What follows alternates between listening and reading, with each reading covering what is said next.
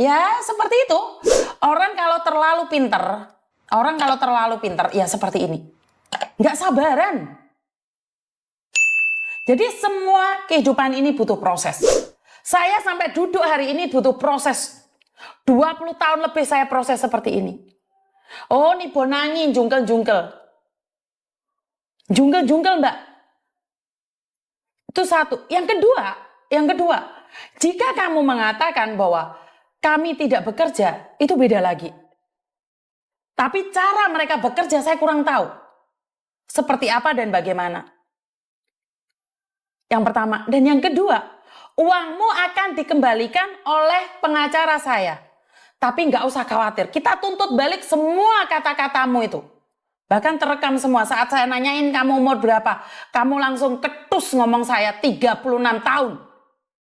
Padahal saya ngomongnya baik-baik loh. Karena saya ingin berkomunikasi dulu dengan pengacara saya. Kalau saya salah ngomong, Mbak, saya juga dituntut sama pengacara saya. Paham nggak sih maksud saya? Kalau saya salah ngomong, saya tidak baik-baik ngomong, saya juga dituntut sama pengacara saya. Aku itu serba kecepit. Jadi pengacara saya, kalau saya menuduh pengacara saya menggelapkan uang kamu tanpa ada bukti, saya juga dituntut, Mbak. Koncoan karo pengacara, koncoan karo polisi, kin longso, Mbak. Salah kecepet, nggak salah diem embat. Aku itu nelongso gitu loh. Urusan sama polisi, tentara, pengacara itu nggak enak. Kalau saya salah berbicara dengan pengacara saya, dan saya yang menuduh pengacara saya korupsi, maka saya yang akan dituntut oleh pengacara saya. Padahal kata-kata itu dari sampean. Kata-kata itu dari sampean. Kalau pengacara saya tidak terima, nek aku semlebu penjara, Mbak. Kan saya yang masuk penjara. Saya salah ngomong sama pengacara saya dan direkam. Yang di penjara saya, Mbak, bukan kamu. Jadi kenapa saya bilang sabaro? Sabaro tak selidiki dulu. Karena saya tidak ingin pengacara saya mengembalikan uang kamu, terus kamu dituntut. Itu yang saya khawatirkan. Dan sekarang pengacara saya mengatakan, mengembalikan uangmu dan kamu dituntut. Paham nggak maksud saya? Itu yang saya takutkan. Itu yang saya takutkan dari pengacara saya. Jika kamu memfitnah kronologinya seperti apa dan kamu asal ngomong, dia akan menuntut kamu. Ini yang saya khawatirkan. Dan saya tidak bisa menghalang-halanginya.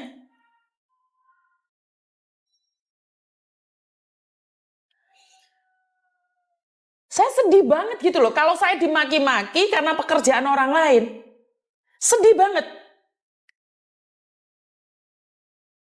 Jadi jangan sampai seperti itu.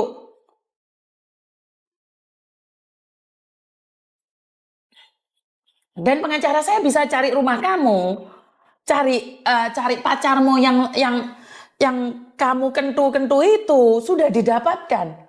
Cuma nunggu proses. Kalau masalah di penjara atau tidak itu bukan pengacara yang menentukan. Bukan pengacara yang menentukan di penjara atau tidak. Di BAP. Gak apa-apa. Minta nomor rekeningmu. Saya telepon kamu berkali-kali, kamu gak ngangkat. Gak apa-apa. Karena semua butuh proses.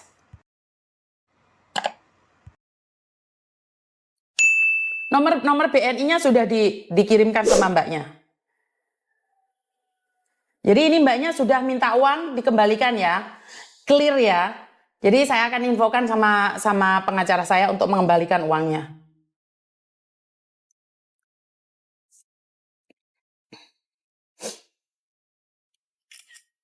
Saya hanya akan kirim ke pengacara saya saja.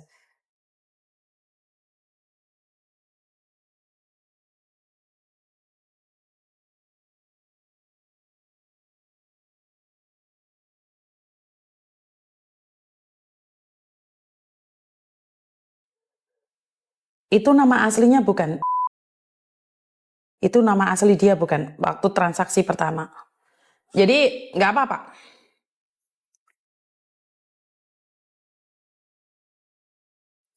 Siap, Dok. Saya minta Pak Rudi untuk mengembalikan, lihat live saya.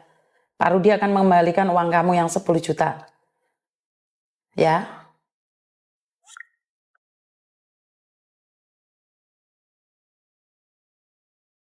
Saya males ngomong kalau udah bener-bener bodohin saya terus bilang saya bego. Makanya saya cuma mau Miss Yuni yang mengkoordinasi ke Pak Rudi. Saya yang diblokir.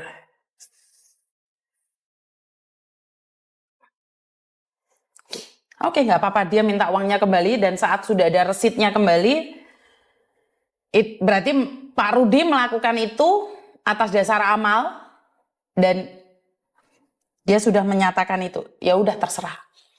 Ya udah terserah, nggak mau apa. Jadi takut ya. Takut banget ya. Dan saya nggak tahu, Dok, kamu berbicaranya dengan Pak Rudi seperti apa.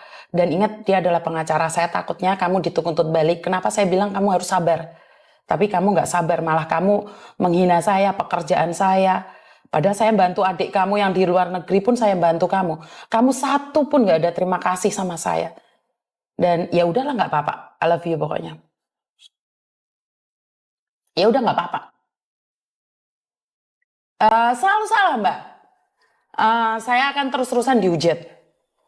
Saya membantu juga dihujat, nggak membantu juga dihujat. Ya aku mau nulung kiri kecepit. Tapi saya tidak akan berhenti karena perjuangan ini masih panjang dan masih banyak orang yang membutuhkan saya. Dan saya selalu bilang, karena itu jangan punya harga diri yang murah, mau melepasin baju, mau ngoclok ngiclik sama laki-laki. Itu sebenarnya sudah harga dirimu nggak ada sih. Tapi percayalah, Tuhan punya rencana lain. Karena keegoanmu, maka semakin banyak orang yang akan menghancurkanmu sendiri. Dan iya, setelah pengacara saya yang diblokir nomornya, Mbak. Jadi nggak apa-apa. Menurut saya nggak ada masalah sih, karena masalahnya bukan di saya, tapi yang dituntut saya. Ya, karena saya merekomendasi. Ya, tapi kan harusnya baik-baik gitu loh. Jadi, ya, karena masih banyak yang butuh sama saya. Tetap saya I love you ke kalian. Saya, ya, cuman kadang-kadang nelongso itu pasti ya. Terluka itu pasti dan kecewa itu pasti. No, saya manusia, nggak ada yang bilang, ikhlas mis tulus ganjarannya di surga. Wes kesuwen. Pingin nangis ya nangis aja, bener gak sih? Jadi ya udah nggak apa-apa sih. Kuat aja, semoga kuat, itu aja harapan saya secara pribadi adalah semoga saya kuat menjalaninya. Ya moga-moga ada rencana Tuhan yang lebih baik lagi. Kenapa sayang? Halo. Kenapa, Dok?